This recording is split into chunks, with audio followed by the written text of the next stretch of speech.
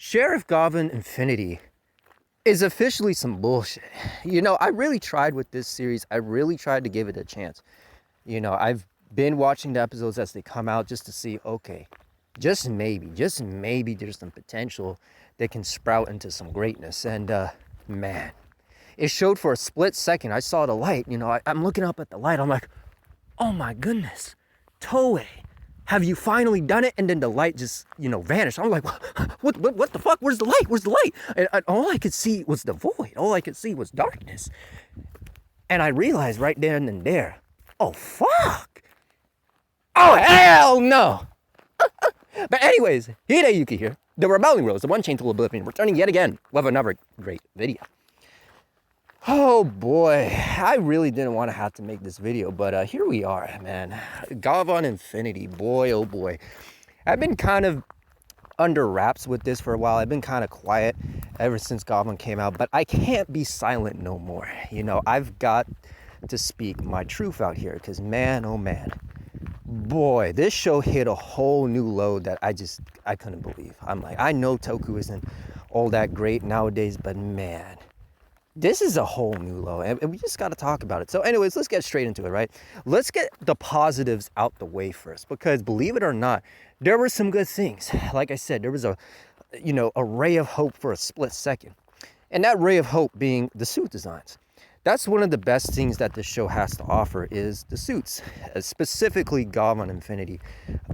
Looks very, very sharp. It's modernized. It looks good.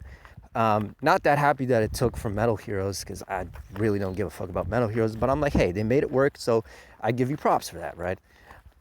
Music is actually pretty good here. I enjoyed the music, including the opening. The gold suit design is okay. Kind of recycled from Zio, but that's fine. It's okay looking suit. Effects work is pretty solid. Most of the CG used here isn't as bad.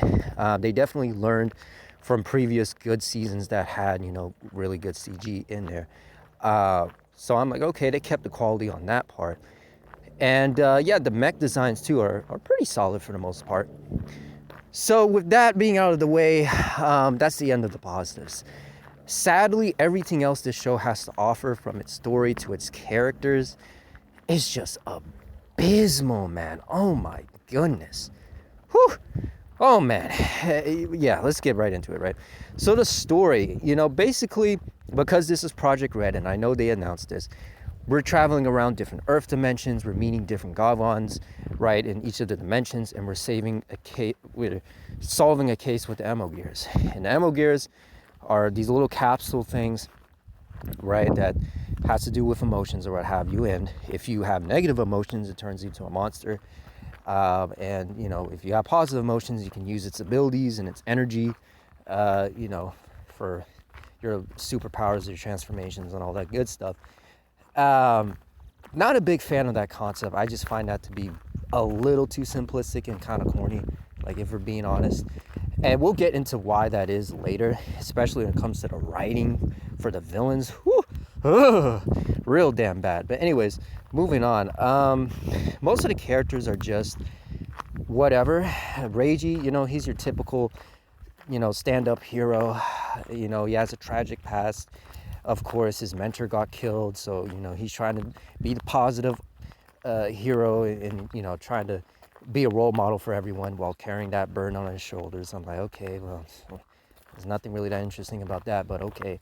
You have the silver guy, I forgot his name. He's pretty much just Chaser all over again. He's an artificial being. He's not really good with human emotions, and then Gavan Infinity just shows him the light, so now he's like slowly trying to be a better detective or what have you, a better hero. And I'm like, okay, well, it's pretty standard. Then you have the twin forensic, well, they're not twins, but you have the two forensic investigators that are, the ones using the yellow Gavan suit. One of them is supposed to be, hardcore and badass, what have you, but wait a minute, the twist is she's not the hero. It's actually the really nerdy one, that's super positive and energetic and what have you, that transforms. And I'm like, oh, okay, nothing interesting about that. Most of these, you see where I'm going with this, right? Well, a lot of these characters are reused tropes, or they're just okay at best. You have Augie, which is just a clear, I would almost damn near rip off of Izu from Zero One. Pretty much the same damn character, operates pretty much the same damn way. And yeah, and then of course you have some other goofy side characters, like that robot that's voiced by Dio, that's just there for, comedy relief, and it's like, okay, whatever.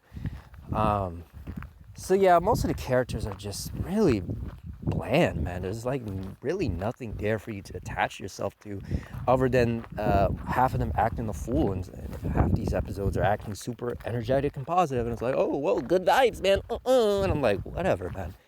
And then we get into the villains. Whew! Oh my goodness, man. If you thought the heroes were bad, the villains are far worse. I couldn't believe my eyes when I saw some of these villains, man. Let's start with the fat guy, the one with the hat or whatever. That man was just evil for the sake of being evil. Acting was absolutely atrocious. It was just bad all around, And then you have that other one that popped up in the Ants episode, the drill guy, or the underground drill guy, and I'm like, okay, he's just kind of corny and forgettable. Then you had that other villain, well, quote unquote villain, I guess, where he was in a hissy fit. It's like, oh, protect the animals, man. Oh, they did you dirty. Unleash your rage. Unleash the beast. Unleash the beast. Going off like the little corny loser he is. And I'm like, oh god, man, it was so bad. Like, his dialogue was actually fucking unbearable. So yeah, it's just absolutely bad in that department. And the last thing we need to talk about is this last episode was absolutely trash, man. Oh my goodness. Oh boy. So we traveled to a universe, or Earth universe, whatever, Earth dimension as they call it, and you find out that this whole civilization is run with an ant colony, and the ants are detectives, and the humans are just whatever, and you have this underground villain stealing up buildings and equipment and stuff like that, and they try to strengthen up security by having two normal police officers. Like, what the fuck are they gonna do? Like, what type of stupid shit is that? But anyways, moving on. So we meet this detective that's an ant, and he has the cold, hard detective voice, and they try to make us believe that he can be taken seriously. And I'm just looking at that like, what the fuck is this level of writing, man? Like, this is some shit anybody can come up with. I'm like, what the fuck is this shit? And then they had the audacity to make him the Gavan of that universe or whatever. He transforms and he's whooping all the villains with no problem, just hacking and slashing them, no problem. And I'm like, what the fuck is this shit, man? Like, what am I actually watching right now? I'm watching a fucking ant beat up full-grown men, just because. And it's just like, wow. Like, that is just so fucking bad. And then, of course, it's the same corny story of, oh, we're gonna lip others, and oh yeah, I know that you're that same loser, but even you could be, even a normal ass regular citizen like you can do something, because the assistant is a complete wuss and she can't do shit. But but she brought the power up for the end of the episode, so she actually did something. And I'm like, what the fuck? What is this shit? Oh man. Oh, this could never be my favorite show. I'm sorry, y'all, but this last episode completely broke me. This is where I was like, okay, yeah, no. Oh, hell no. Ain't no way I'm taking this seriously. I'm not watching anymore. And there's just no reason. If this is how, the show's gonna be, nothing but filler nonsense, nothing but the same repetitive, beat up the same monster of the week until an actual plot starts, and then that plot falls apart and falls head on its ass by the end. Like, fuck that, man. Hell no. Fuck no, man. That's what Writer and Sentai has been doing, and you guys just eat it up anyway. Buying those damn toys for what? They're gonna fuck you over, but your dumb ass is still gonna buy that stuff. It's ridiculous. This is exactly why I can't take y'all seriously, man. But as bad as this show is, there's always Garo's Sentinel of the East, man. Sentinel of the East has been absolutely incredible. No nonsense there. Actual good writing. Surprisingly, they did something good with Ryuga. Finally, he's not some, unexperienced, whiny loser anymore. So I'm like, finally, they actually made him a decent character. And the other characters have been good. So I'm going to be on that. I'm going to continue watching that series while y'all continue to watch this bullshit. Could never be me, but it could be you. But anyways, Hideyuki here, the Braboom Bros. And until next time, I'll see you.